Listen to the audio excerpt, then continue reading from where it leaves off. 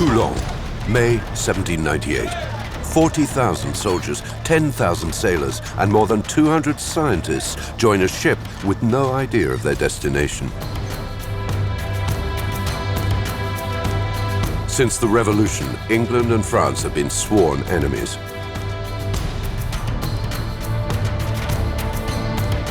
The French government has instructed Napoleon Bonaparte to invade England. Given how unlikely this project is to succeed, Bonaparte prefers to attack England's colonial interests, the source of the country's fortunes. But the success of his plan entirely depends on the secrecy surrounding this huge military expedition, in which young students from some of France's top universities are participating. Well, Villiers, here we are. Hey, have you ever seen so many people? Have you ever seen so many soldiers and sailors? I don't know where we're going, Directoire, but I'm delighted to be part of the adventure. Aren't you curious about our destination? I have no objection to mystery. In any case, they'd hardly tell mere students like us where we're going. Could be Rome? No. I think it's all right.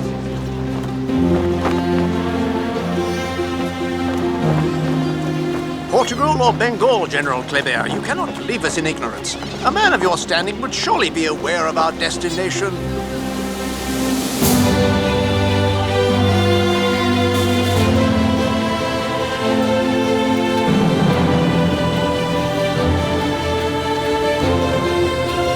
Surely, General Manu, you must know where we're heading? Take care, Dejanette. You know we are all under orders to keep our destination a secret.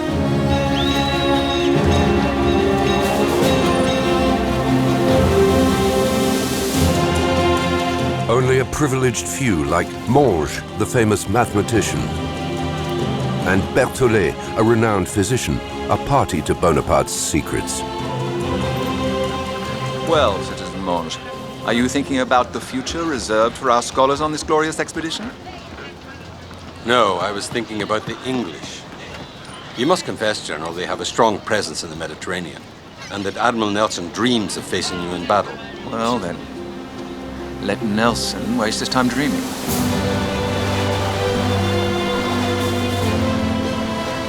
Bonaparte takes to the sea, leading a fleet of 400 ships. But at all costs, he must avoid the English, the masters of the seas, and Nelson's fearsome fleet in the Mediterranean. Bonaparte took part in the French Revolution and enjoyed a dazzling rise to military glory. At the age of 29, the young general-in-chief is launching an ambitious expedition that will, if successful, open the gates to the Orient and make him a rival to the great conquerors of the past, Caesar and Alexander, whom he so admires. The vast convoy advances desperately slowly. But by chance, it manages to avoid the English.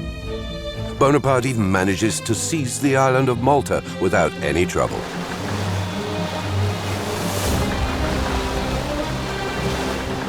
Around 40 scientists are put off by the conditions on board and frightened by the military nature of the expedition. So they take advantage of their stop on Malta to demand to leave the convoy and return to France.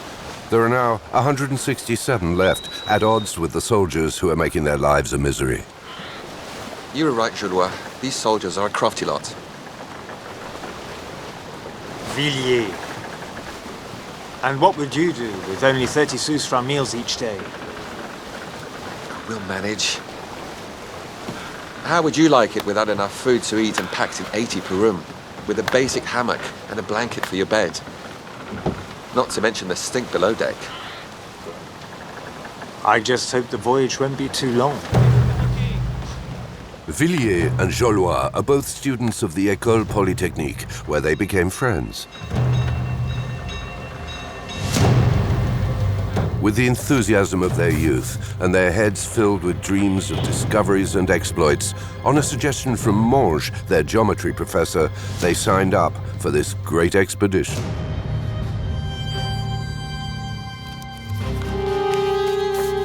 Villiers is just 18. He hails from a family that was ruined by the revolution. He joined the Polytechnique 15 months previously with the ambition to become a civil engineer. At the age of 23, Hourlier had just graduated in engineering when he joined the adventure.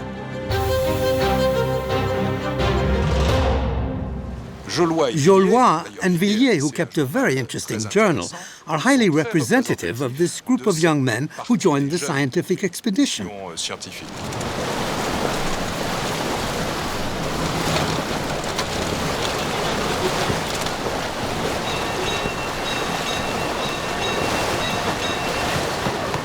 An announcement from General-in-Chief Bonaparte. Men, you are embarking on the conquest of Egypt, a country that has had untold influence on world civilization and trade. You will be dealing a painful blow to Britain while we wait to hit them with the coup de grace. The people with whom we will be living are Mohammedans.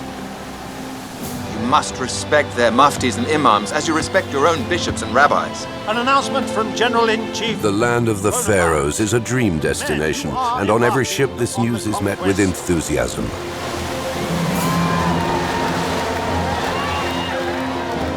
Egypt, General Kleber, the cradle of civilization. Thank heavens. I must confess, I've wanted to make this voyage my whole life. We are going to a beautiful country where we will achieve great things.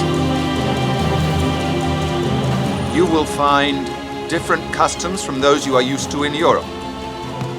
You will have to get used to them.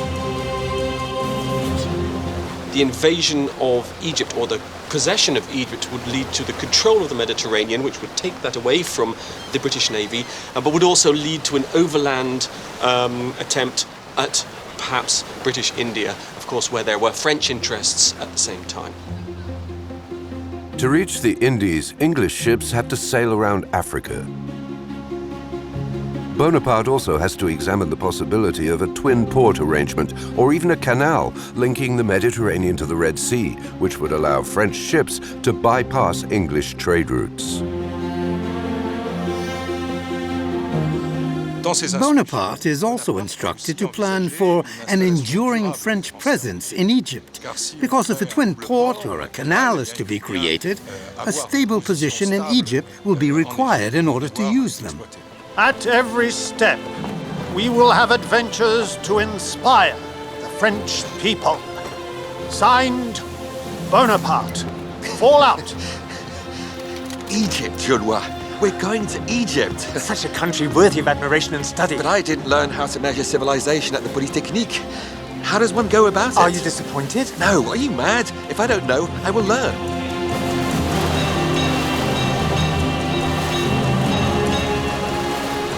When they discover that Egypt is their destination, these young men aren't thinking about war or conquest. They are mainly thinking about what they will discover there in the Egypt they'd fantasized about.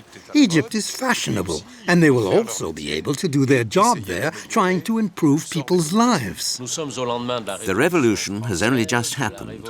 The revolution that considered the pharaohs to be the source of civilization.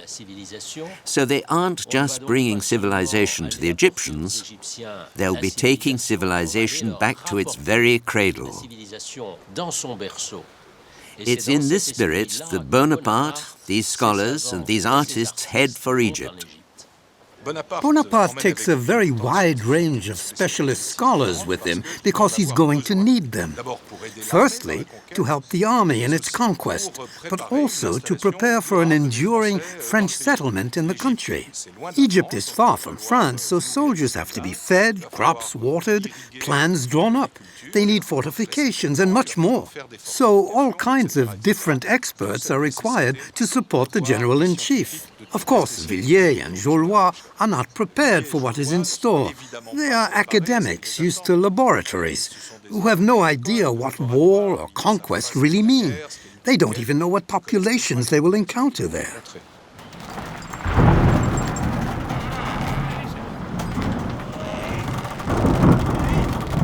When the Egyptian coast finally appears on the horizon after 6 weeks at sea, the scholars, suffering greatly from the bad weather, are forbidden to disembark. It's too dangerous. Only the soldiers are permitted to land.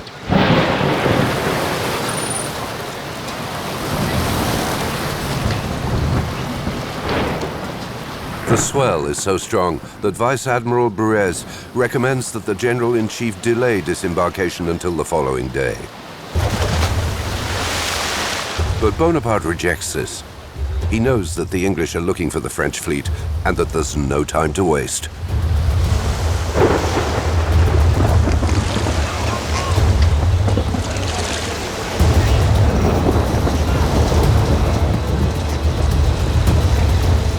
The scientists look on in a terror made even worse by the darkening sky as a ship transporting some of their instruments founders on the rocks and sinks.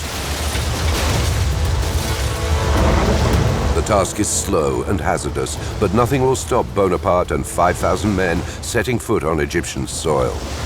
First objective, Alexandria, the second biggest city in Egypt.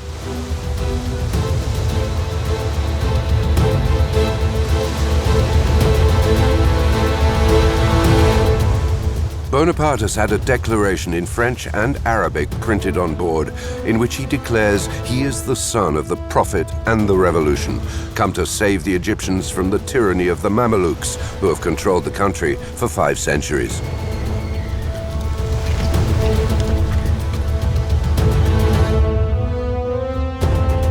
The Egyptians, though, don't believe a word of it. They welcome him with weapons drawn. The fort of Alexandria is taken, and the French soldiers enter a city that is far less splendid than they had been anticipating. The French soldiers were very disappointed when they took Alexandria on the 1st of July, 1798.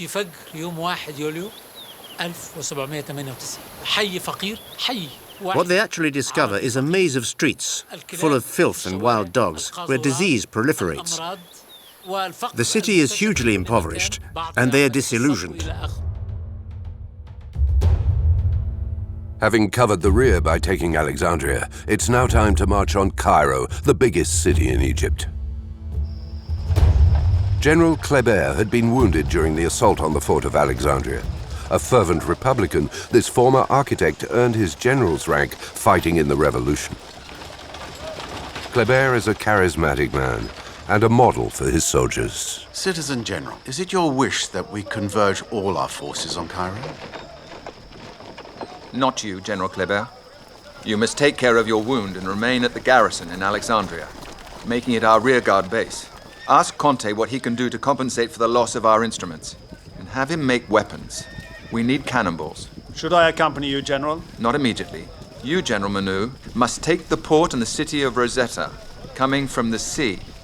Another division will head for Damietta. That way, we will control 3 ports here on the Mediterranean in Lower Egypt. Then you will join me. The task should be a simple one. All the civilians and scholars will accompany you, General Manu, except for citizens Monge and Berthollet, whom I insist remain with me. However, you, General Dezay, you will take charge of opening the route to Cairo and Middle Egypt. If we take Cairo, gentlemen, Egypt will be ours. The best way to do that would seem to be to follow the Nile, along the Damietta tributary. And give the Mamluks the chance to organize their defenses? No. Speed is of the essence. You will take this route on foot, which follows the canal that links Alexandria to Cairo, here. Through the desert? If the army does not move at lightning speed, they will perish. We will never find enough water for 1,000 thirsty men. It is the shortest route. You leave tomorrow, Dezay. General Dezay is an aristocrat dedicated to his country and to the General-in-Chief. Excellent in combat, a brilliant mind, and a cultured man, he is very much appreciated by Bonaparte. The expedition is divided in 2. While the majority of the scholars and artists head for Rosetta, most of the army heads into the desert.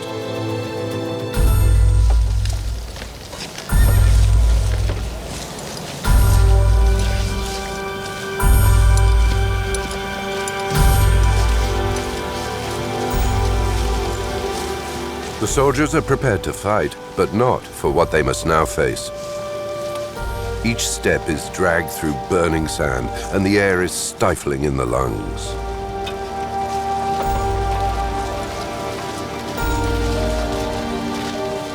Dressed in wool, in the oppressive heat, the soldiers don't even have water bottles, and only sheer will drives them on.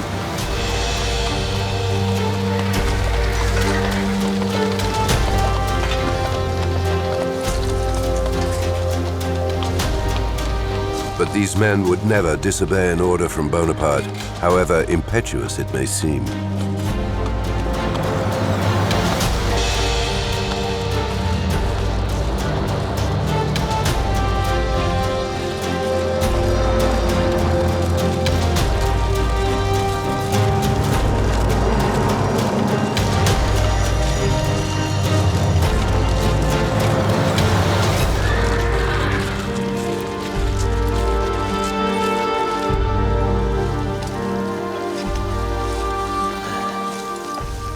More used to teaching students in Parisian lecture rooms than being on the ground, these eminent scholars are not expecting such a trial. The desert sands traveled by the French troops are left littered with the corpses of soldiers not up to the challenge. Then they finally reach the banks of the Nile.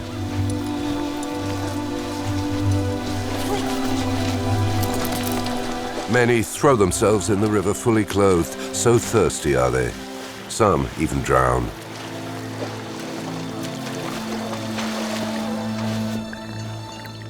Far from the army's suffering, in Rosetta the scholars and artists have found refuge in a lush environment where there's plenty of food and water.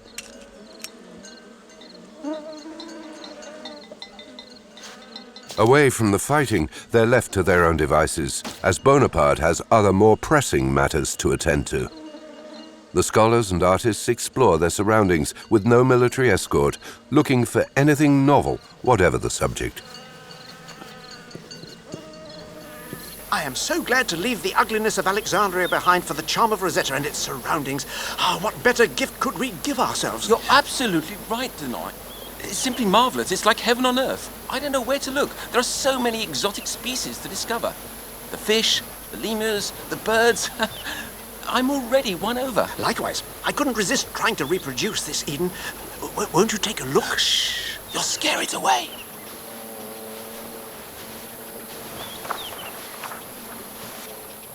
Geoffroy Saint-Hilaire, lover of geology and animal species, succumbs to the exoticism of this land. Toulon! Quick! Come and see this. Oh, quite extraordinary. Judging by the size of its finger, this buried statue is of gigantic proportions. It could be an Isis. For the artist Vivant Denon, doyen of the expedition, Rosetta, on the fertile banks of the Nile, is a fascinating terrain in which to explore his artistic talents.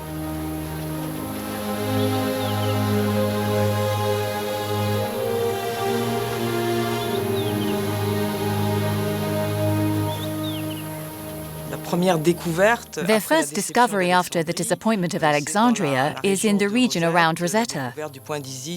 Denon discovers the Fist of Isis, and the scholars all go wild about it. The scholars and artists are fascinated by everything they see and everything they discover. They're curious men, there to decipher Egypt, and they get down to work right away. Once rested and refreshed, the French soldiers continue on their way, marching for 12 hours every day. But in Mbabe, the Mamelukes, who represent Ottoman power, bar their route into Cairo, just as the pyramids can be glimpsed in the distance. The Mamelukes are former slaves, most of whom hailed from the Caucasus and who converted to Islam and have been emancipated. They govern Egypt. But in actual fact, the Mameluke princes are fighting for power among themselves. When Bonaparte arrived in Egypt, two princes governed the country, Murad Bey and Ibrahim Bey. They reign in Egypt in the name of the Ottoman Sultan. Murad Bey's troops are in the front line against the French. Those of Ibrahim Bey are in reserve to the east. Facing forces twice as powerful as his own, Bonaparte comes up with a tactical innovation. He uses the infantry square technique. Each division forms a square of 2,000 men in between 2 and 6 tight rows. In the center, the civilians, generals, and baggage are protected.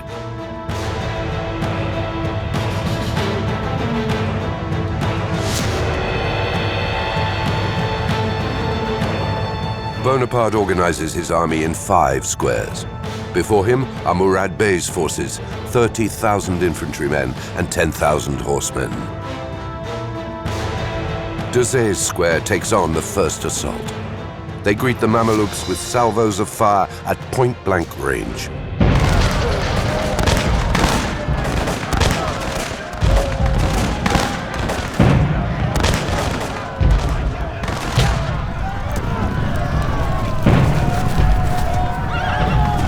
The Mamelukes are valiant fighters, trained to use sabers in hand-to-hand combat.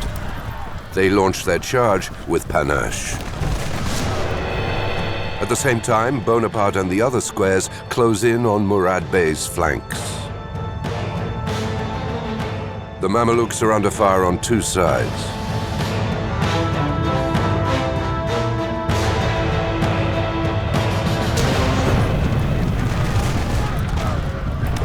The infantry squares are as unwavering as they are destructive, and the pride of the Mameluke army is destroyed by the bayonets of the French infantry. Bonaparte loses just 30 soldiers, while Mameluke losses are in the region of some 20,000 men. For reasons of prestige, this victory is later named by Bonaparte the Battle of the Pyramids. Nonetheless, the 2 great Mameluke chiefs managed to escape. Ibrahim Bey to the north and Murad Bey to the south and the deserts of Upper Egypt. Cairo, the biggest city in Egypt, falls to the French. For Bonaparte, communication is extremely important, just like it is nowadays. He wants to make a big statement by entering Cairo, so he organizes a grandiose event. Everyone is in full uniform and in front of the population, which is about several 100,000. He gives a performance of the hero entering the capital of the pharaohs. When he enters Cairo, it's a culture shock in 2 ways. Discovering the Egyptian people and seeing just how difficult it will be for them to live in this country. Bonaparte wants to reassure the Egyptians and to administer Egypt. So he quickly has to form some kind of council, a divan. And he brings together the main nobility, the ulama of Cairo. Bonaparte comes to conquer Egypt. To the Egyptians, he's a colonizer, not a liberator. Nonetheless, it's thanks to his publications and the work of those scholars that the Egyptians rediscover their own Egyptianness. One should not forget that the Ottoman Empire erased the word Egypt from history. The national identity was literally wiped out. Egypt had become a vilayat, an Ottoman province.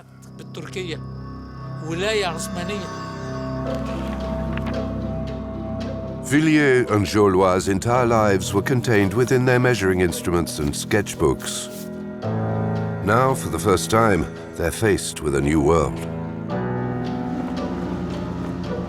2 weeks after Bonaparte's triumphant entry into Cairo, the Bay of Abukir between Alexandria and Rosetta becomes the theater for a dramatic clash. Isn't that our fleet anchored out there? I thought that they were at the old port of Alexandria. It would seem that the waters aren't deep enough.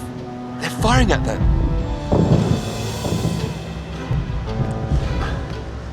The English are attacking us. Alas, we were bound to run into them. But have no fear. Our fleet is under the command of Vice Admiral Bruyères, an experienced man. We are the same age. He will easily defeat the enemy. Our ships seem to be immobile, unlike the enemy's. Whatever General Menou says, Denon, Villiers and Joalois look on helplessly as the first cannon fire announces the start of a tragedy. The English have discovered the French fleet that has been evading them for months. Admiral Nelson, who had vowed to defeat Bonaparte, splits his fleet in 2, and one half manages to slip into the free space between the coast and the French ships.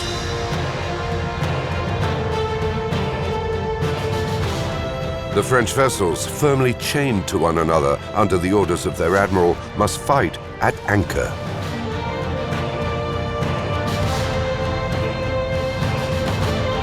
During the Battle of the Nile, a dramatic event takes place amid so many other dramatic events. The flagship of the French fleet, the Orient, explodes. The Orient was one of the biggest, finest, and most powerful ships in the world. And at its first battle, it is blown apart.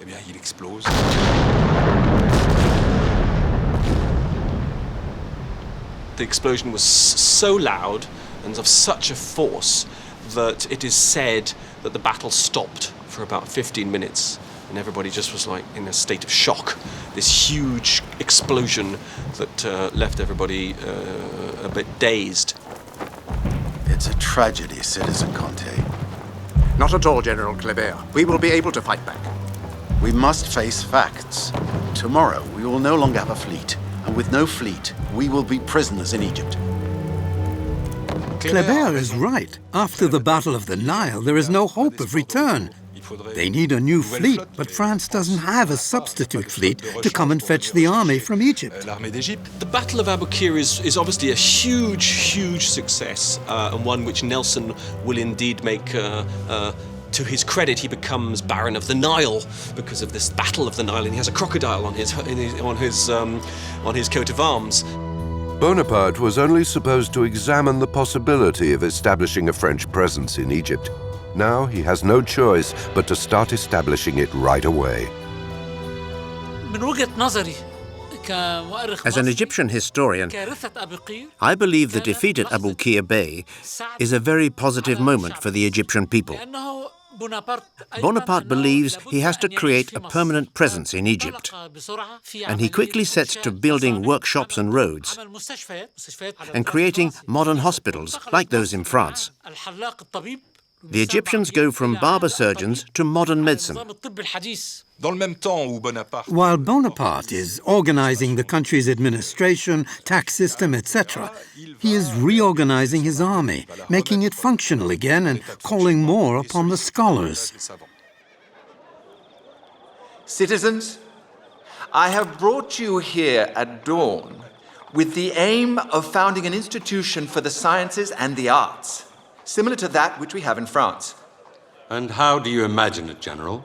To begin with, Citizen Monge, we will improve the construction of local ovens, so the army has good bread, like in France. And we must absolutely find a product that can replace hops in the manufacture of beer, essential for our soldiers. And what about the water that has caused so much intestinal upset?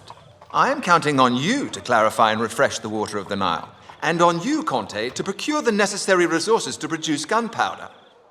Will we have other missions? All those of a center for research into contemporary and ancient Egypt. You may study the fauna in this country. But more than that, I'm counting on your help to improve our establishment here and contribute to the development of applied sciences in this country, since they were exiled by barbarism. That will allow me to explore the numerous ophthalmological and health problems to which we are exposed. And the local procedures for making indigo or even ammonium. Citizens, above all else, you must take care of drawing up the regulations in the field. Our first session will be tomorrow morning at 7 o'clock. Gentlemen? The Egyptian Institute aims to grow and propagate the Enlightenment in Egypt and to research, study and publish on natural, industrial and historical matters.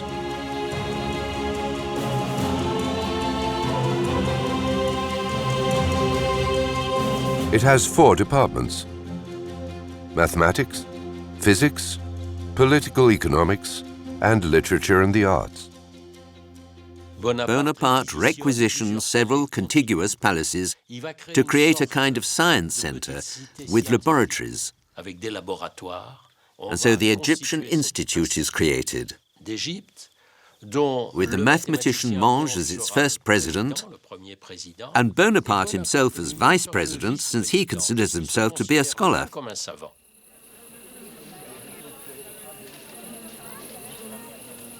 I would have loved to have been a member of the Institute in order to live in this superb palace. I quite understand. We're enjoying wonderful peace here. Indeed, it's even better appointed, and I think it's even more magnificent here than in the Louvre. There's everything here, isn't there? We're so lucky it's all freely available. And there will soon be an observatory and a chemistry laboratory.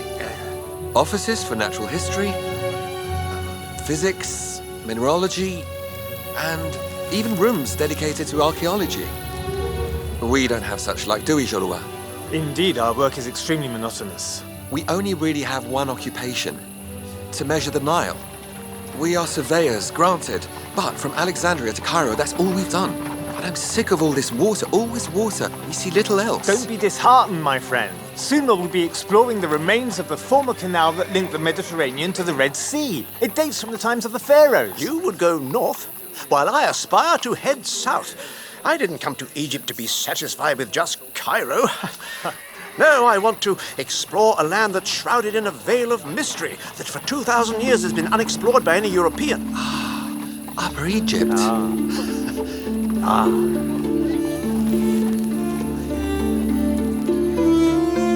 Not only is Bonaparte organizing the work of the scholars in Cairo, he's also trying to play down the defeat in Abukir Bay by dazzling the Egyptians. He assures them once again that he doesn't simply respect their religion, he's fascinated by it.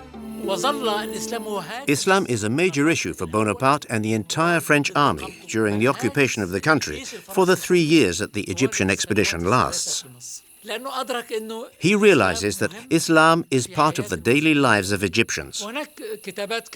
In meetings with the scholars and the ulema of the Divan, he even discusses the possibility of converting to Islam. Bonaparte celebrates the birth of the Prophet for 4 days with unprecedented magnificence. On the banks of the Nile, in front of the French army chiefs and all the city's public figures, the French troops parade with great pomp to impress the Egyptians. The ulema are not convinced by what Bonaparte and his entourage say. These Orientalists make grammatical errors in Arabic, the sacred language, the language of the Prophet. There is both suspicion and rejection.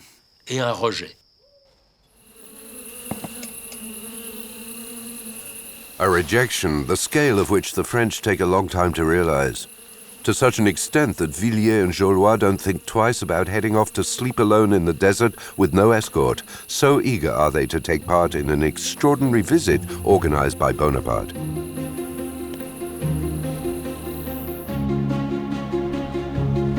Hey, citizens! I'm up here! It's magnificent!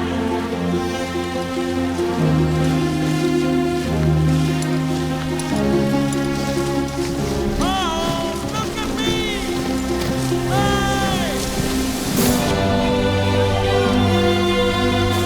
Hey! Always so intrepid, Mange. Let's hope he can get down without breaking a leg. Incredible. Did you see Mange? What a feat for a man of his age. Hey, look at me! Just pebbles and not an animal in sight. What a shame. This is amazing. What a wonderful monument. Hey! Wait! I'm coming down!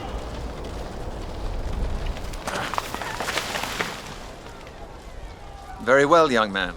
This pyramid, tell me its secrets. Citizen General, the Great Pyramid of Giza has 207 layers, platforms included. We applied a ruler to each riser and have estimated it measures at least 137 meters high. You certainly know your business for such a young fellow. Heavens above! Mange! The man's an acrobat. Mange, try not to break your neck!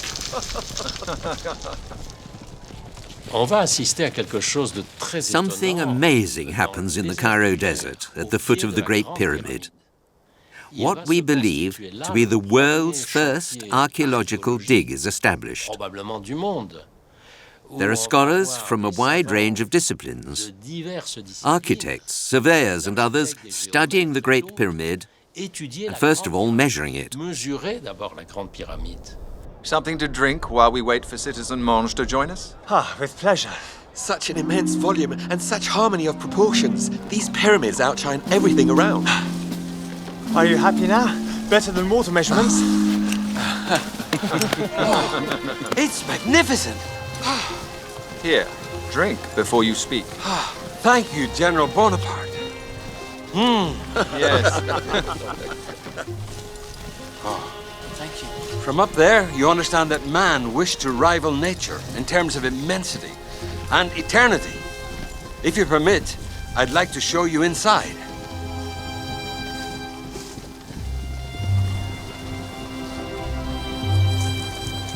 This way, General. Would you? You will see how extraordinary the interior is and how it gives rise to some very interesting observations. The entrance is tricky, General, but it's worth the effort. You'll see a ramp leading to the center of the structure.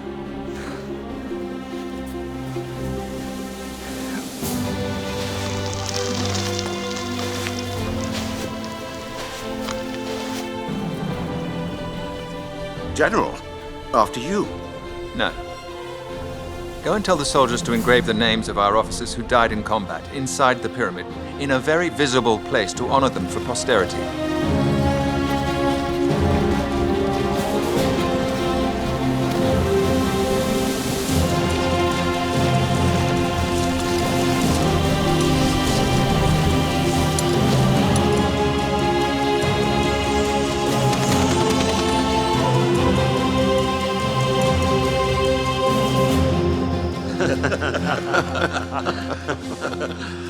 I'd like to drink something, General. I have something for you. Would you mind, Villiers? There's a little shed at the end of the courtyard. Inside, beneath a large wooden crate, I've hidden a few nice bottles. It's my own personal store. I'll go with him. Have you heard the rumors? No. Letters from Ibrahim Bey announcing the imminent arrival of the Ottoman army. The Turks declared war as soon as they heard about the naval disaster in Abukir Bay. They think we are weak and are preparing to walk all over us. Oh, no. Oh, no. If that's true, all of the scholars' work will have been for nothing. Let's be optimistic now. We're commanded by a general who has never known defeat. Since the disaster in Abukir Bay, the situation has changed for the French. The Anglo-Turkish alliance is a real danger, but it's not the only threat. In Cairo, the locals, who have seemingly until now accepted the presence of the French, are less and less happy with their impiety and this forbidden wine that's growing increasingly popular around the city. Which one should we take? Wait. Show me that one. Which? This one? Yes, that's right. Oh. There are 4 of us, so I think we should take 4. 2? 2.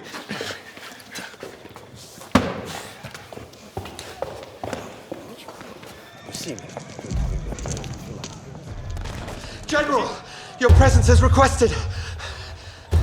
Lieutenant Morel, 2nd Infantry Brigade. General, there is an uprising in the city. We must hurry to organize the defense of this villa. What do you mean an uprising? The people of Cairo are in the street. They want the French out of the city. Any victims? Already around 100 dead, General. Hurry, Morel. Give them 2 rifles. Mange, this way. I've never fired a gun before. I wouldn't know how to use it. Look, it's easy. Soldiers, the cartridge. You take your gun, you push the flash pan, put a little gunpowder in it, then close it. You tip the cartridge into the barrel and pack it. Twice. Now all you need to do is aim and fire. And if you miss, use the bayonet. Everyone, onto the terrace.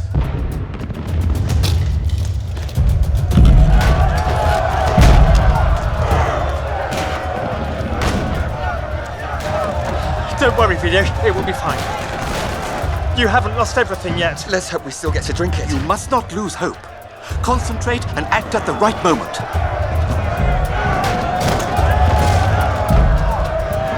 Ready? Careful, nobody shoot unless it's on my orders. Fire! Good God, they got through! Hurry up, quickly! Villiers, hurry up! Hurry up! Quick, Lieutenant. Barricade the staircase.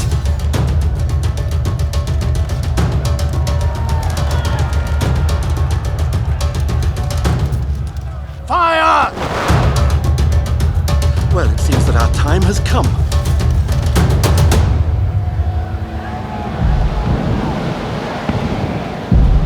Does anyone imagine themselves dying in combat when they're just 20?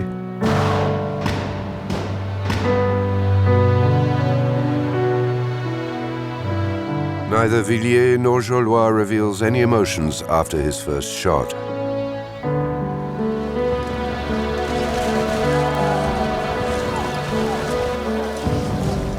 Five of their scientist colleagues lose their lives in the uprising, along with 300 soldiers.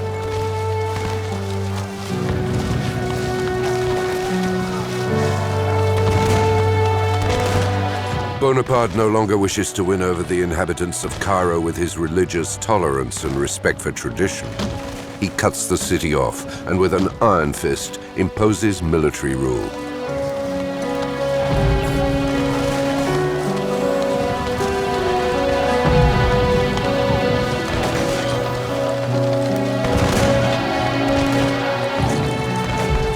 Al-Jabati, the Eastern commentator, writes, "Overnight, the French entered the city's streets and alleyways like a flood of devils." And Bonaparte closes his eyes to all the vandalism and the pillaging.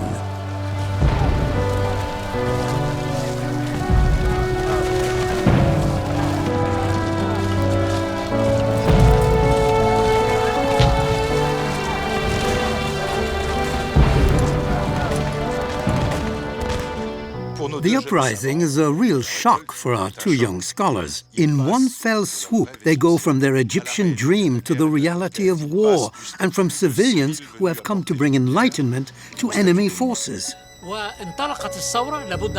This uprising begins in the neighborhood of the Al-Azhar Mosque, the biggest mosque in Cairo. Bonaparte is forced to crack down with great violence. He starts by bombarding the Al-Azhar neighborhood before entering the mosque with weapons and horses and desecrating it. The French will never be forgiven for this. It's like a stain. Something snaps during this insurrection. But Bonaparte manages to re-establish order in Egypt. Order is established, but the peace remains fragile as the two Mameluke chiefs defeated at the Battle of the Pyramids are still on the run with some of their troops. Ibrahim Bey in the north towards Syria and Murad Bey to the south in Upper Egypt with General DOCSIDE on his heels.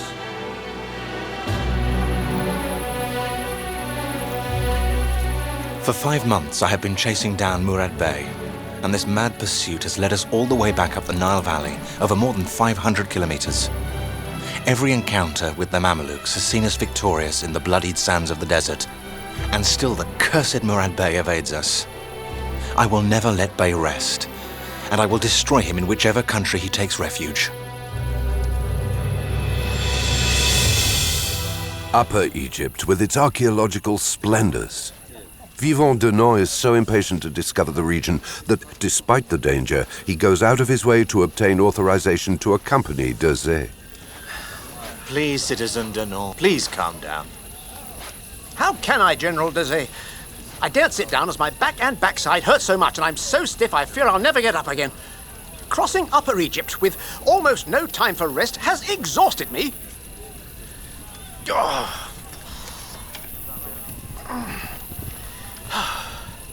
What a pity.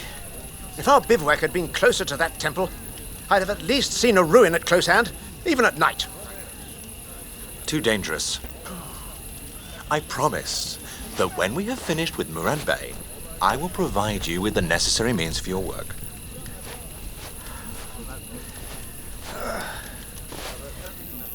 Murad Bey has evaded us for months, and I spend my days on horseback, barely ever dismounting. It's a very unsuitable position for drawing. Look at this. Not a single straight line. You can redo it all properly once we return to Cairo. If we ever return, that is.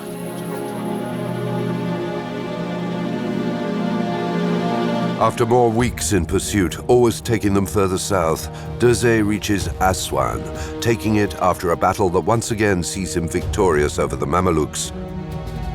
And once again, Murad Bey evades him.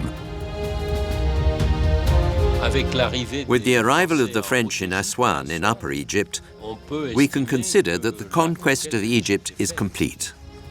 Even if there are some recalcitrant villages, even if Murad Bey and Ibrahim Bey are still on the run, hiding and evading, the French still control the entire Nile Valley.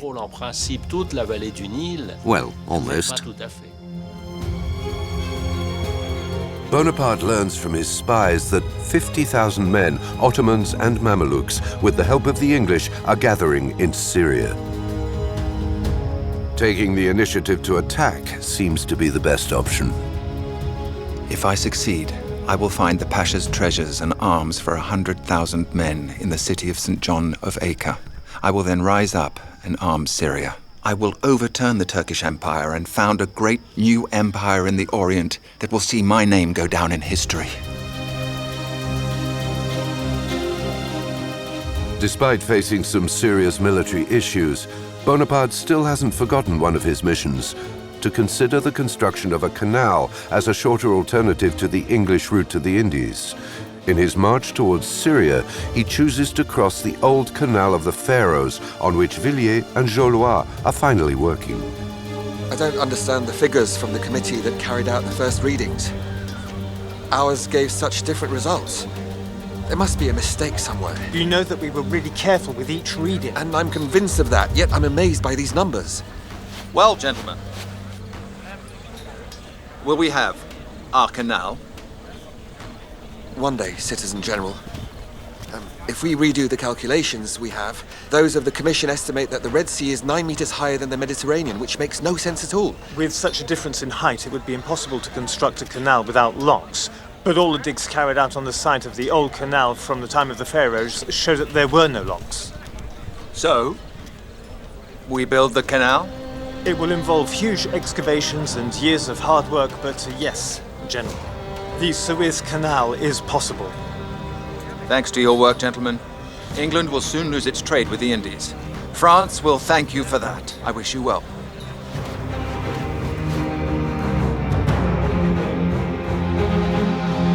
Despite being undertaken in a rush, the Syria campaign begins successfully. Bonaparte takes the fort of El Arish, where the second Mameluke chief, Ibrahim Bey, has taken refuge, yet manages once again to escape.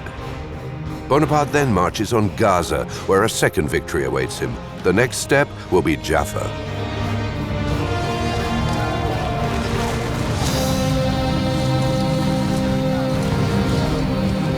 "13,000 French soldiers reach Jaffa after another desperate march through the desert, spurred on by Bonaparte, who is convinced this new expedition will be victorious.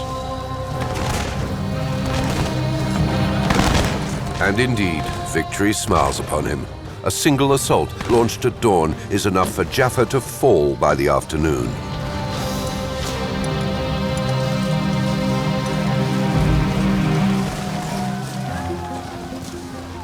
Eight months after first setting foot on Egyptian soil, Bonaparte marches victoriously into Syria. This new military expedition promises to enjoy better fortunes.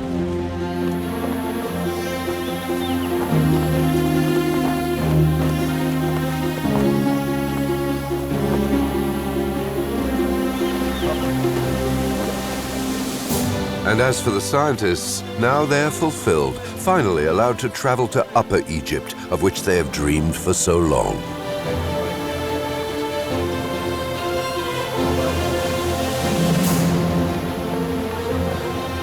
They head for the peaceful south, in search of ancient marvels and mysteries that will show to the whole world the greatness of ancient Egypt.